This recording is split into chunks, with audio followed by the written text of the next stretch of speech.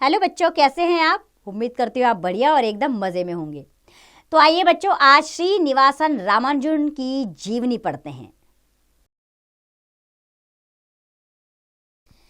बच्चों, भारत के महान गणितज्ञ श्रीनिवास रामानुजन की गणना विश्व के उन महापुरुषों में होती है जिन्होंने छोटी आयु में ही अपने विलक्षण यानी कि अद्भुत विलक्षण कार्यों से सारे संसार को चकित कर दिया। अर्थात ऐसे कार्य किए उन्होंने जिससे सारा संसार चकित हो गया। उन्होंने 27 वर्ष की अवस्था में ही गणित के अनेक सिद्धांतों को स्थापित कर दिया। विख्यात गणित विशारद प्रोफेसर हार्डी ने उनकी विद्वता को स्वीकार करते हुए लिखा था, यह अत्यधिक आश्चर्य का विषय है कि श्रीनिवास रामानुजन ने अपने 33 वर्ष के छोटे से जीवन में ऐसे कठिन प्रश्नों को हल कर लिया जिन्हें हल करने में यूरोप के बड़े बड़े गणितज्ञों को 100 वर्ष से भी अधिक समय लग गया तथा उनमें से कुछ तो आज तक भी नहीं कर सके हैं। रामानुजन का जन्म 22 दिसंबर 1887 ईस्वी में तमिलनाडु प्रांत के तंजौर जिले के इरोद नामक गांव में हुआ था। इनका परिवार एक निर्धन किंतु कुलीन ब्राह्मण परिवार था। कुलीन एक जाति है। इनके पिता और पितामह कुंभकोणम गांव के निवासी थे तथा कपड़े के व्यापारियों के यहाँ मुनीमी किया करते थे। मुनीमी यानी कि पैसे के लेन देन का कार्य। रामानुजन को 5 वर्ष की आयु में गांव की पाठशाला में पढ़ने भेजा गया। कुंभकोणम हाई स्कूल से 1903 ईस्वी में उन्होंने 10वीं कक्षा पास की। गणित में विशेष योग्यता दिखाने के कारण उन्हें सुब्रमण्यन छात्रवृत्ति मिलने लगी। इसके बाद उन्होंने कुंभकोणम के आर्ट्स कॉलेज में FA में प्रवेश लिया। अब उनका मन गणित के अतिरिक्त कुछ भी पढ़ने में नहीं लगता था। इसका परिणाम यह हुआ कि वह परीक्षा में उत्तीर्ण नहीं हो सके। सन 1907 में उन्होंने FA की परीक्षा व्यक्तिगत रूप में भी दी, परंतु सफलता नहीं मिल सकी। इसलिए विद्यालय शिक्षा की इतिश्री हो गई। इसके बाद वे घर पर रहकर ही स्वतंत्र रूप से गणित का अध्ययन करते रहे तथा अपने नवीन सिद्धांतों को 2 मोटी मोटी कॉपियों में लिखते रहे। सन 1909 में रामानुजन का विवाह कर दिया गया। विवाह होने पर उनकी आर्थिक चिंताएं बढ़ गई। आर्थिक यानी कि पैसों संबंधी चिंताएं। श्री रामास्वामी अय्यर की कोशिशों से उन्हें मद्रास पोर्ट ट्रस्ट में क्लर्क की नौकरी मिल गई।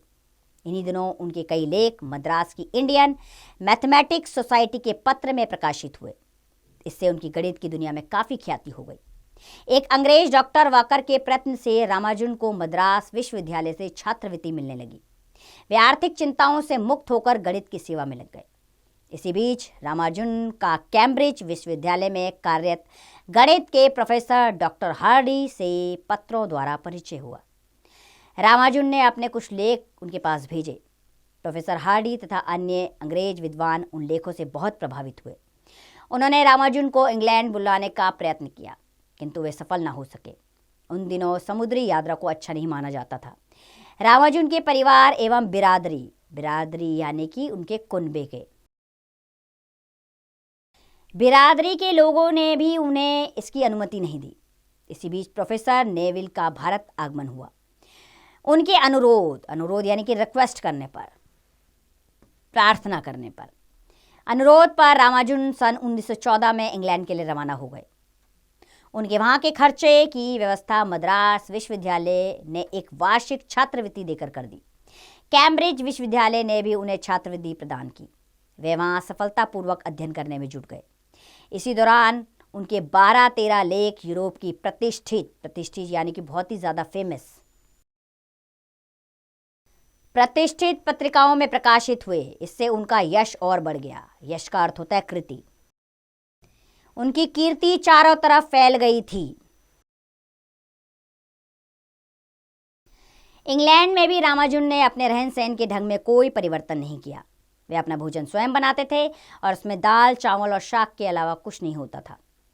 यह वहाँ की जलवायु के अनुकूल नहीं था। अनुकूल यानी कि उनके अनुसार।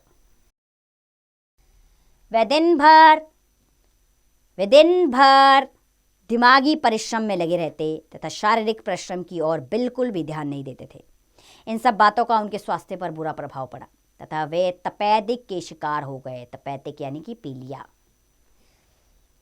पीलिया की बीमारी से ग्रसित हो गए। वो वहां उनके इलाज का अच्छा इंतजाम था, इसलिए लंबी बीमारी के बाद भी वे कुछ संभलने लगे, किंतु पूरी तरह से कभी भी ठीक नहीं हो पाए। इंग्लैंड प्रवास के दौरान ही उन्हें रॉयल सोसाइटी का सदस्य बनाया गया। यह सम्मान प्राप्त करने वाले वे पहले भारतीय थे। उनके कार्यों के महत्व को स्वीकार करने तथा उनका सम्मान करने के लिए उन्हें ट्रिनिटी कॉलेज का फेलो नियुक्त किया गया। इन सफलताओं से उत्साहित यानी कि बहुत ज़्यादा वो प्रभावित हुए, अपने आप में कॉन्फिडेंस आया उनके अंदर। वे पुनः जोश के साथ अपने अध्ययन में लग गए, यानी कि वो दोबारा से अपने अध्ययन की ओर चल पड़े। प्रथम विश्व युद्ध की समाप्ति के बाद 26 फरवरी 1919 ईस्वी को रामानुजन लंदन से भारत रवाना हो गए। जब वे भारत पहुंचे तो लोगों ने देखा कि वे बहुत दुर्बल हो गए थे। उनका चेहरा पीला पड़ गया था तथा शरीर अस्थि पंजर यानी कि हड्डियों जैसा, अस्थि पंजर यानी कि हड्डी अस्थि पंजर मात्र रह गया था। लौटने पर उनके इलाज का अच्छा प्रबंध किया गया, किंतु दवाओं से उन्हें घृणा थी और पथ्य से वो बहुत घबराते थे। उनका स्वास्थ्य दिनों दिन बिगड़ता गया, परंतु उनके मस्तिष्क का प्रकाश कभी मंद नहीं हुआ। उन्होंने अपनी सबसे महत्वपूर्ण खोज मार्कथीन फंक्शन पर अधिकतर कार्य अपने अंतिम दिनों में ही किया था। इस खोज का उपयोग भौतिक विज्ञान, खगोल विज्ञान तथा परमाणु शक्ति आदि से जुड़ी गणनाओं में किया जाता है। अंत में 26 अप्रैल 1920 ईस्वी को मद्रास के पास चेतपुर नामक स्थान पर उनका स्वर्गवास हो गया, अर्थात उनका देहांत हो गया। गणित के प्रति रामानुजन का अगाध प्रेम था। अगाध यानी कि बेहद घनिष्ठ, यानी उनकी गणित में बहुत ही रुचि थी। वे गणित के कठिन सिद्धांतों को क्षण भर में ही समझ लेते थे। जब वे छोटे थे तब बीए के एक छात्र से उन्होंने उनकी गणित की पुस्तक मांगी। उसने उनकी मांग को हंसी में उड़ा देना चाहा, पर रामानुजन के विशेष आग्रह पर लाचार होकर उसे लोनी की सुप्रसिद्ध त्रिकोणमिति की वह पुस्तक उन्हें देनी पड़ी। उन्होंने तेजी के साथ पुस्तक के पन्नों को हल करना प्रारंभ कर दिया। यह देखकर उस युवक की आंखें आश्चर्य से फटी की फटी रह गई। बाद में तो स्थिति यह हो गई थी कि जब भी युवक कोई प्रश्न हल नहीं कर पाता, वह सीधा रामानुजन के पास चला आता और रामानुजन चुटकियों में उस प्रश्न को हल कर देते। गणित की संख्याएं रामानुजन की मित्र थी। एक बार प्रोफेसर हार्डी उन्हें देखने अस्पताल आए। रामानुजन के कमरे का नंबर 1729 था। हार्डी साहब ने इस संख्या को देखकर कहा कि यह बहुत बेकार बेतुकी संख्या है। रामानुजन इस बात को सुनकर मुस्कुराए और बोले, नहीं प्रोफेसर साहब, यह तो बड़ी मनोरंजक संख्या है। यह सबसे छोटी संख्या है जो अलग अलग तरह के दोनों घनों का जोड़, यानी कि 1729 बराबर 10 की घात 3 जमा 9 की घात 3 बराबर 12 की घात 3 जमा 1 की घात 3 है। प्रोफेसर हार्डी ने उसके उत्तर सुनकर उनकी भूरी भूरी प्रशंसा की। भूरी भूरी यानी कि बहुत ज्यादा। वह उनकी गणित संबंधी दूरदर्शिता को देखकर चकित रह गए। रामानुजन के स्वभाव में बहुत सादगी थी। उनका ध्यान कभी भी धन एकत्रित करने और आमोद प्रमोद की ओर नहीं रहा। वे बहुत उदार थे। एक बार उन्होंने विदेश से मद्रास विश्वविद्यालय के अधिकारियों को लिखा कि उनकी छात्रवृत्ति में से 50 पाउंड वार्षिक उनके माता पिता को देने के बाद उनकी यात्रा आदि से बचे धन को गरीब विद्यार्थियों की सहायता के लिए खर्च कर दिया जाए। इसका कारण उन्होंने बताया था कि वापस लौटने पर जो धन उन्हें मिलेगा वह उनकी आवश्यकता से अधिक होगा।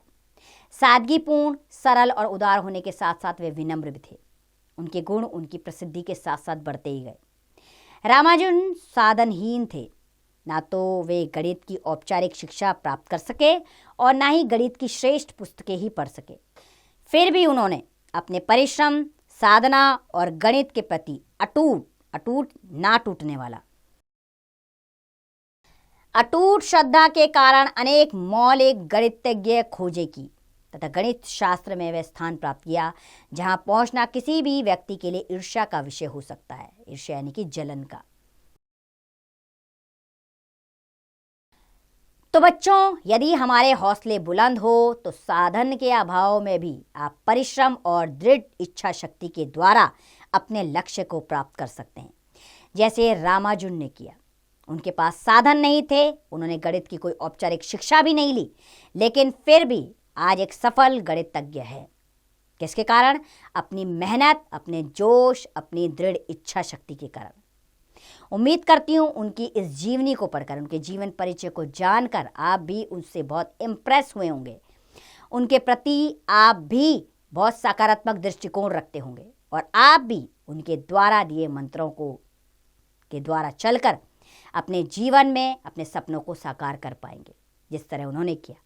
और उसके लिए क्या करना है? कठोर परिश्रम, दृढ़ इच्छा शक्ति और अपने लक्ष्य पर ध्यान केंद्रित। उम्मीद करती हूँ ये जीवनी आपको पसंद आई होगी। अब इसका अभ्यास कार्य आप स्वयं कीजिए।